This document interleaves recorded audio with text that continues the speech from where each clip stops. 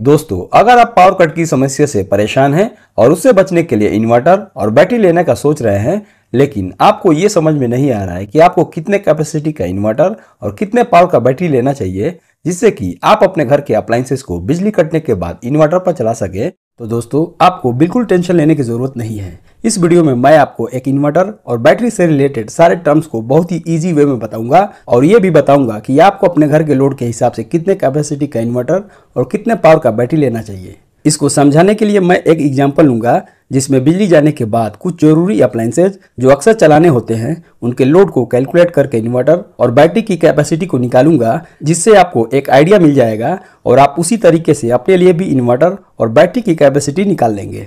दोस्तों, एक इन्वर्टर खरीदते समय सबसे पहले आपको ये ध्यान रखना है कि आपको कितने कैपेसिटी का इन्वर्टर खरीदना है।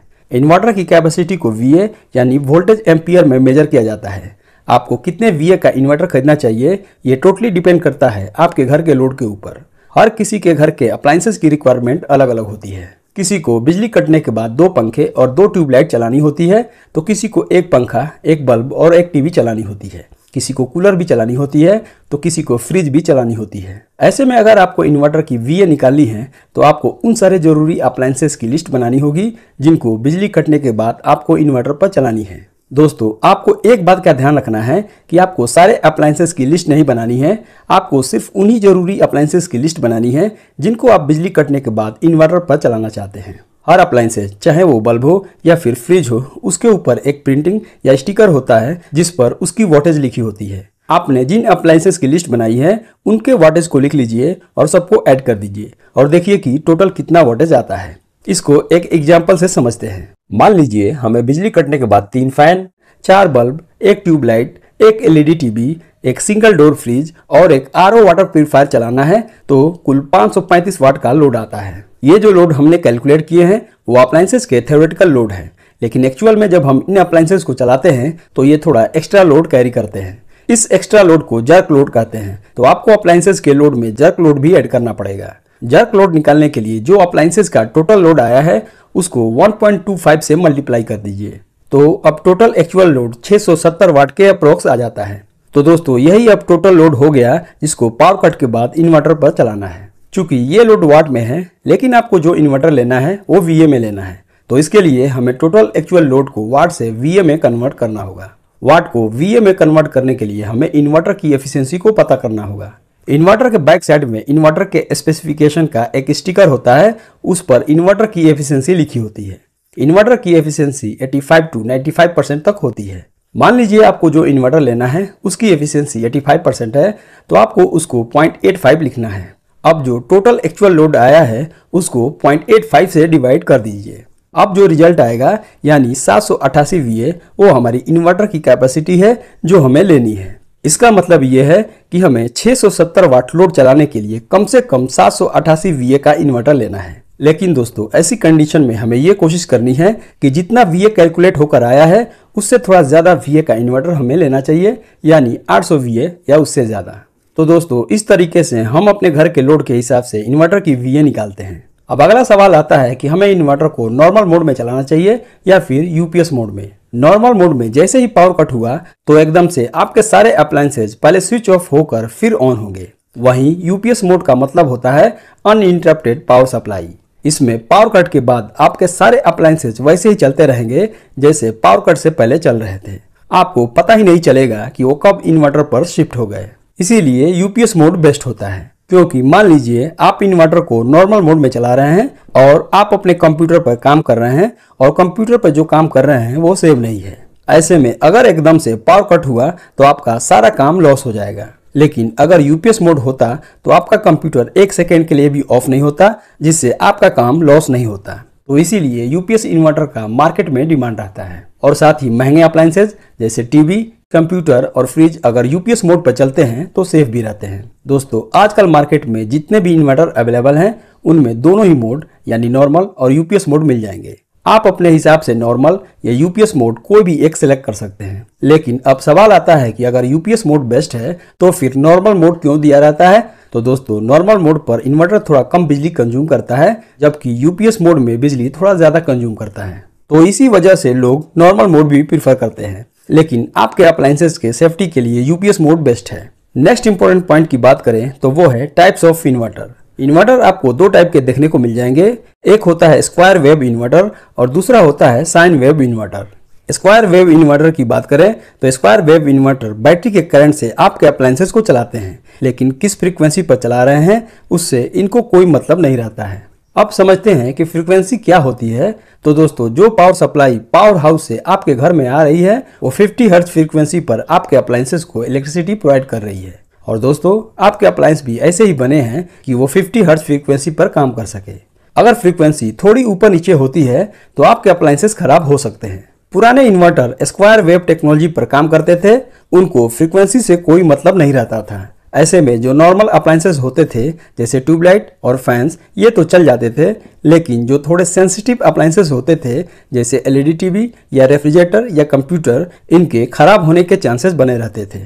इन्हीं सब प्रॉब्लम्स को देखते हुए इन्वर्टर में साइन वेव टेक्नोलॉजी आई। साइन वेव इन्वर्टर आपके अप्लायंसेस को एग्जैक्ट उसी फ्रीक्वेंसी की इलेक्ट्रिसिटी आपके अप्लायंसेस तक पहुंचाते हैं जितनी फ्रीक्वेंसी आपके पावर लाइन से आती है, यानी 50 हर्ट्ज। ऐसे में आपके अप्लायंसेस बिल्कुल सही चलते हैं और सेफ भी रहते हैं। दोस्तों, मार्केट में आपको दोनों ही टेक्नोलॉजी वाली इन्वर्टर मिल जाएगी, लेकिन आपको अपने लिए साइन वेव टेक्नोलॉजी वाला इन्वर्टर ही परचेज करनी चाहिए। अब फिर सवाल आता है कि जब स्क्वायर वेव टेक्नोलॉजी वाले इन्वर्टर से अप्लायंसेस के खराब होने के चांस रहता है तो कंपनी इसे बनाती ही क्यों है या फिर लोग खरीदते ही क्यों हैं? तो इसका आंसर है कि स्क्वायर वेव टेक्नोलॉजी वाले इन्वर्टर प्राइस में सस्ते आते हैं। लेकिन दोस्तों, आपको सस्ता के चक्कर में नहीं पड़ना है, आपको अपने लिए साइन वेव टेक्नोलॉजी वाले इन्वर्टर ही कंसीडर करना है। तो दोस्तों, ये हो गए कुछ जरूरी इंपॉर्टेंट पॉइंट जो एक इन्वर्टर खरीदते समय आपको ध्यान में रखना है। इसके अलावा कुछ और भी फीचर्स हैं जिनको आपको इन्वर्टर लेते समय ध्यान में रखना है, जिनमें पहला है डिजिटल डिस्प्ले।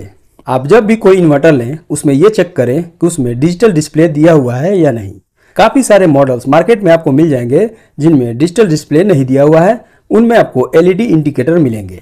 दोस्तों, डिजिटल डिस्प्ले का फ़ायदा ये होता है कि आपको उसमें ज़्यादा जानकारी देखने को मिलती है। जैसे अगर आपके बैटरी पर सारे अप्लायंसेस चल रहे हैं तो कितनी देर का बैटरी बैकअप अवेलेबल है, अगर आपकी बैटरी चार्ज हो रही है तो कितनी देर में वो फुल चार्ज हो जाएगी। ये सारी जानकारी आपको डिजिटल डिस्प्ले पर मिल जाएगी, एलईडी इंडिकेटर पर नहीं मिलेगी। इसके अलावा एक इन्वर्टर में अलार्म सिस्टम होना चाहिए, यानी कि अगर आपके इन्वर्टर में कोई भी दिक्कत आती है, यानी मान लीजिए कि शॉर्ट सर्किट होता है या फिर ओवरलोड हो जाता है या फिर बैटरी लो होती है, तो उसमें अलार्म इंडिकेटर होना चाहिए जिससे कि अलार्म बजने से हम अलर्ट हो सके और रिक्वायर्ड प्रिकॉशंस ले सके। इसके अलावा एक इन्वर्टर में बाईपास स्विच होना चाहिए। बाईपास स्विच का काम ये होता है कि मान लीजिए आपके इन्वर्टर में कोई दिक्कत है या शॉर्ट सर्किट हो जाती है तो आपको बस बाईपास स्विच को प्रेस कर देना है। ऐसा करने से ये होता है कि पावर लाइन से जो पावर आ रही है वो खराब हुए इन्वर्टर में ना जाकर डायरेक्ट आगे आपके अप्लायंसेज में चला जाएगा, बीच से इन्वर्टर का कनेक्शन डिस्कनेक्ट हो जाएगा।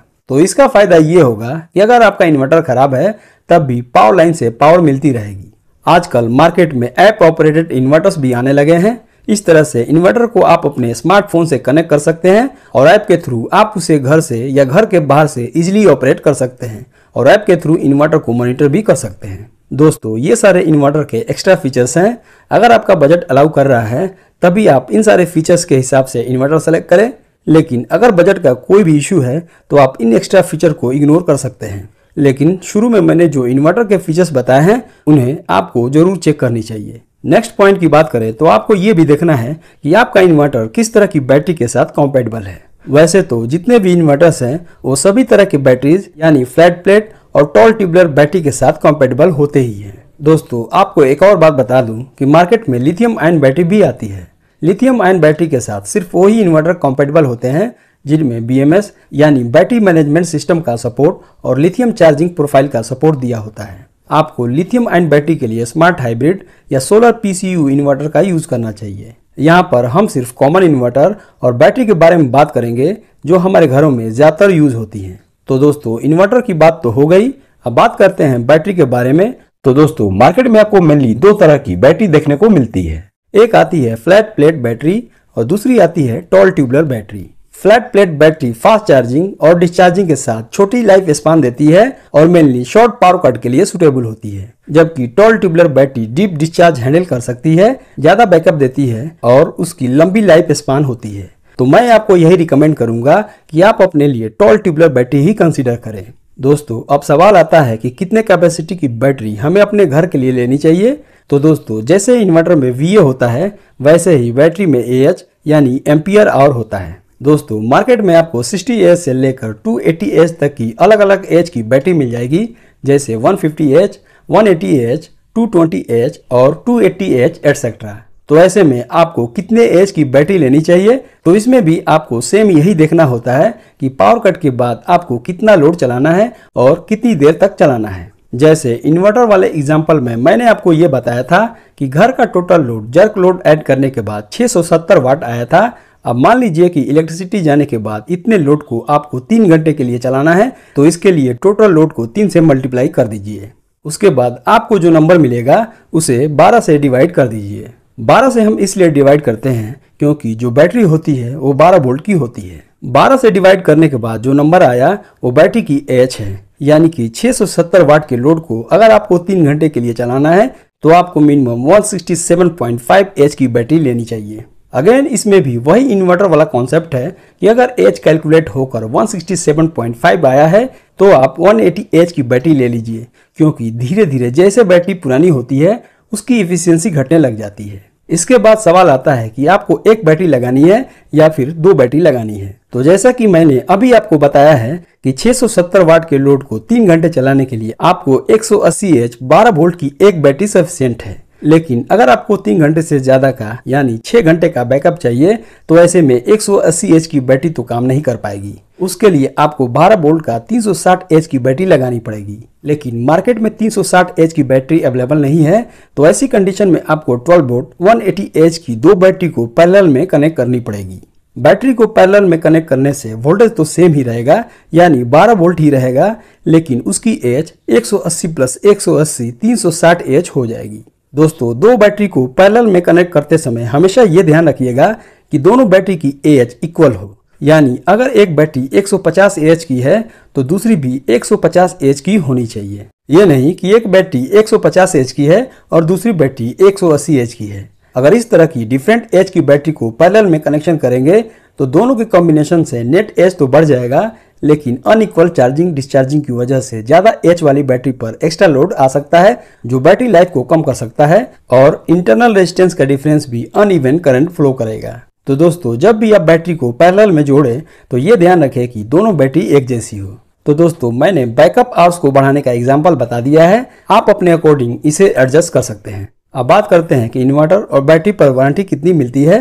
तो सबसे पहले अगर इन्वर्टर की बात करें तो इन्वर्टर पर मिनिमम 2 इयर्स की वारंटी तो होनी ही चाहिए। वही बैटरी की वारंटी की बात करें तो बैटरी पर मिनिमम 36 मंथ यानी 3 साल की वारंटी देखने को मिलती है और मैक्सिमम वारंटी 60 मंथ या 72 मंथ की मिलती है। बैटरी लेने का थंब रूल है कि आप उसी बैटरी को लें जिस पर मैक्सिमम वारंटी मिल रही हो। बैटरी के वारंटी पर हमेशा ध्यान दीजिए कि उसके ऊपर अगर आपको 36 मंथ की वारंटी मिल रही हो तो 36 मंथ के ऊपर स्टार ना लगा हो या फिर मंथ 18+18 इस तरीके से ना लिखा हो। अगर 36 के ऊपर स्टार लगा है या फिर 18+18 लिखा है तो इसका मतलब ये है कि उस बैटरी पर प्रो रेटा वारंटी मिल रही है। प्रो रेटा वारंटी का मतलब ये होता है कि मान लीजिए उस बैटरी पर 18+18 मंथ की वारंटी मिल रही है तो शुरू के जो 18 मंथ हैं वही उसकी एक्चुअल वारंटी है, और जो बाद के 18 मंथ हैं अगर उस पीरियड में आपकी बैटरी खराब हो जाती है तो या तो ब्रांड आपको ये कहेगा कि आप उस बैटरी को वापस कर दीजिए और नई बैटरी ले लीजिए और बदले में थोड़े से पैसे आपसे मांगेंगे, या ब्रांड ये भी कह सकता है कि इसी बैटरी को ठीक करके आपको दे देंगे और बदले में आपको कुछ पैसे देने होंगे। तो दोस्तों आपको बैटरी लेते समय प्रो रेटा वारंटी पर भी ध्यान देना होगा। दोस्तों अब नेक्स्ट पॉइंट आता है कि आपको अपने लिए कौन सा इन्वर्टर एंड बैटरी लेना चाहिए। तो दोस्तों इसके लिए मैंने सारे इंपॉर्टेंट पॉइंट को ध्यान में रखते हुए कुछ इन्वर्टर एंड बैटरी का लिंक डिस्क्रिप्शन में दे दिया है, अगर आपको परचेज करना हो तो वहां से कर सकते हैं। तो दोस्तों ये था कंप्लीट डिटेल एक इन्वर्टर और बैटरी के बारे में। उम्मीद है आपको वीडियो अच्छा लगा होगा। ऐसे ही वीडियोस को देखने के लिए मेरे चैनल से जुड़े रहें। तब तक के लिए अलविदा, थैंक यू।